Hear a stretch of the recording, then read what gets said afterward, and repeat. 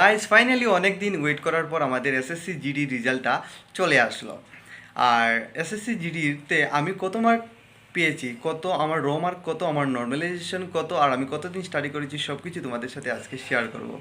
তাহলে চলো ভিডিওটি শেষ পর্যন্ত দেখো। সবার প্রথমে ভিডিওটি শুরু করার আগে আমি আমার ইন্ট্রোডাকশনটি দিয়ে দিই। আমার নাম হলো সুমিত দাস, আর আমি আসামের একটি বর্ডার ডিস্ট্রিক্ট থেকে বিলং করি।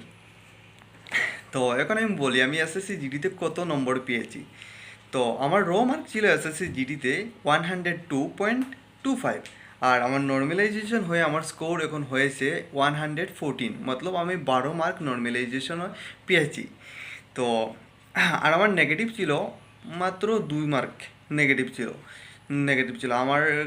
ইনকারেক্ট হয়েছিল কোয়েকশন 7 কোয়েকশন ইনকারেক্ট হয়েছে, তাহলে 2 মার্ক থেকে কম নেগেটিভ হয়েছিল। আর এখন তোমাদেরকে বলি আমি কতদিন স্টাডি করেছি আর কীভাবে স্টাডি করেছি সব কিছু তোমাদের সাথে শেয়ার করব।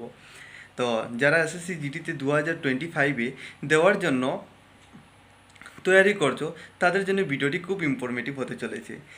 তো সবার প্রথমে আমি বলি আমি তৈরি করেছিলাম মাত্র 3 মাস সময়।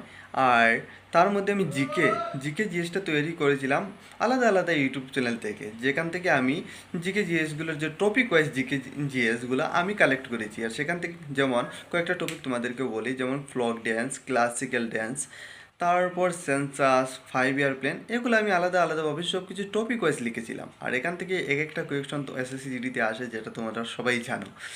তো আর এই বছর একটা টপিক থেকে এসেছিলো যে বাদ্যযন্ত্র আর বাদক থেকে একটা টপিক কোয়েকশন এসেছিলো। আর কোন খেলোয়াড় কোন খেলার সাথে যুক্ত, এখান থেকেও একটা প্রায় শিফটের মধ্যে কোয়েকশন এসেছিলো, আমি দেখেছি অ্যানালাইসিস করে।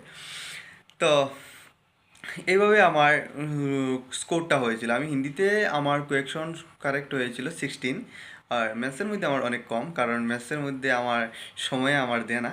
আমি প্র্যাকটিস কম ছিল, তার জন্য বেশি কোয়েকশন করতে পারিনি। 8টা কোয়েকশন করেছি। আর রিজনিংয়ের মধ্যে 17 কোয়েকশন, আর 3টা কোয়েকশন আমি মতলব টাইম টেকিং ছিল, এই কারণে ছেড়ে দিয়েছি।